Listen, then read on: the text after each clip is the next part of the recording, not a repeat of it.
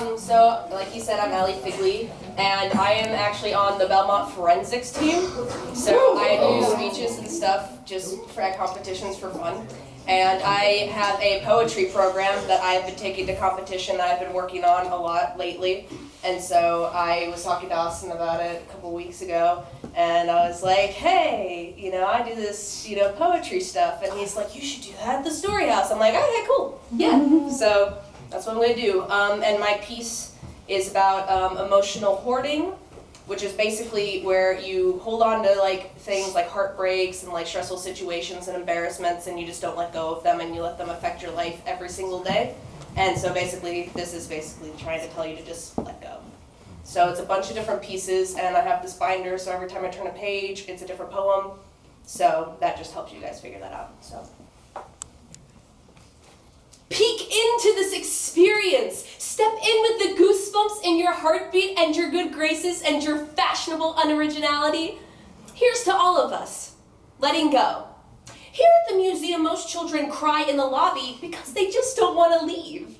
I mean, they want to build another plank tower, or color another spirally photo, or make just one more gadget work, and they covet the gifts in the souvenir shop, but mainly they just don't want to go. And we all have museums, somewhere in our rearview mirrors. Mine is Siri, new message from Mom. Have a great day. Call me when you get a chance. I love you. Sending message. Okay. It's always like this. She sends thoughtful, caring paragraphs. He talks like the Hulk. But I know he calls Mom almost every day, as if he just needs to hear her. Then he hangs up. The photographer says she can't wait until my next opening. And so I tell her, well, with poetry, it's generally called a reading or sometimes a slam. And then I think maybe that's the problem. And so I step on my big mouth and I say, let it go from the get-go. Let it go. Let God let it go. Leave it alone. Let it pass. Let it be. C'est la vie. What's done is done. Hang up on it. Land that plane. Don't get on that train. The bus is already left. So shake it off and cut your losses. Just let it go. Let it go. Forget about your shitty boss and the workload or any bad advice you might have gotten today. Just let it go. Are you in a relationship and you can't get out of it? Let it go. Don't worry about it. And you've got a yeast infection. No, you don't. Not tonight. Tonight is your night. Just let it go. My friend and niece likes to collect rocks from wherever he's been and carry them home with him. And I found this out the day I was helping him move, and I'm trying to lift this heavy box. I'm just like, ah! What the heck is in here? A niece rocks? That's exactly what was in there. Except, of course, it wasn't. And who was I to complain? I mean, helping him carry the little pieces of his life from one home to the next, as heavy as they needed to be. Now, I do like the fact that children only ever cry when leaving our museum. And we all have museums somewhere in our rearview mirrors. For me, it's an old decrepit duplex in Alliston, summer of 2009, that had a porch that held a couch that could suspend our nights. And, well, for my grandmother, it was my grandfather, Healthy. Well, then it was my grandfather, Standing, and then Coherent, and then Alive.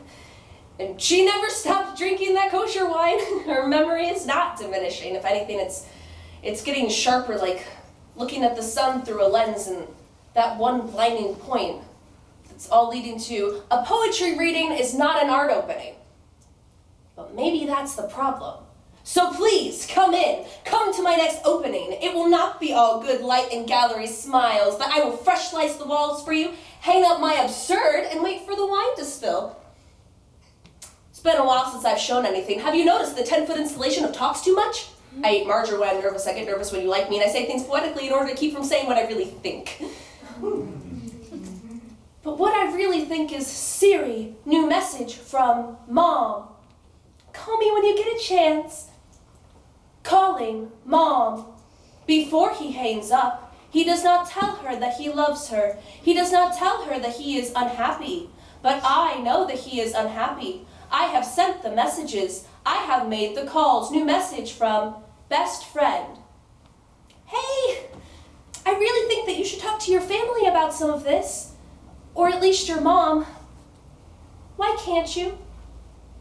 Typing. I'm not myself around my family, okay? They don't know me. They talk to my shadow, the boy that I leave behind, but I don't need them because I have my friends that I have picked out and I am clung to and I am comfortable with them and I am not comfortable with my family. Or at least I'm scared to be. I just can't seem to let go. Do you want to send this message? No, I can't. Let it go from the get-go. Let it go. Let God let it go. Leave it alone. Let it pass. Let it be. C'est la vie. What's done is done. Hang up on it. Land that plane. Don't get on that train. This one here is my father. And I drink when I can't decide who to be. And I starve when I decide that I'm too much. And I fall in love like some people fall into mortgage. And I damn near become my mother. And I'm still cracking knuckles and divorcing. And here's my ticket to the moment that I surrender. Siri, did you say call mom? No! No. Canceling. Opening voicemails. He does not tell anyone that he still has them from his dead father. He will not delete them. He will not delete anything. He is collecting memories and ghosts. Would you like me to search the internet for ghosts? Ghosts, dead, haunting, not moving on, never moving on. He never moving on. He never lets go. New message from best friend. Hey, I know it's hard to believe sometimes, but people love you. I mean, your family loves you, and I know that your mom loves you, so just don't forget that, okay? New message from mom. Hi, sweetie. I just wanted to let you know that I love you.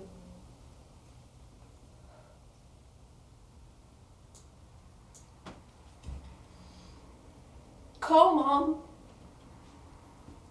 Calling mom. This is a portrait called I Don't Know Anything. And here is I Can't Let Go. I'm Never Alone. We go to crowded places where we sit around with a plate of cheese, a glass of wine, cock our heads to one side and say, man, I can't believe someone just pinned my stomach to a canvas. But that's why we do this.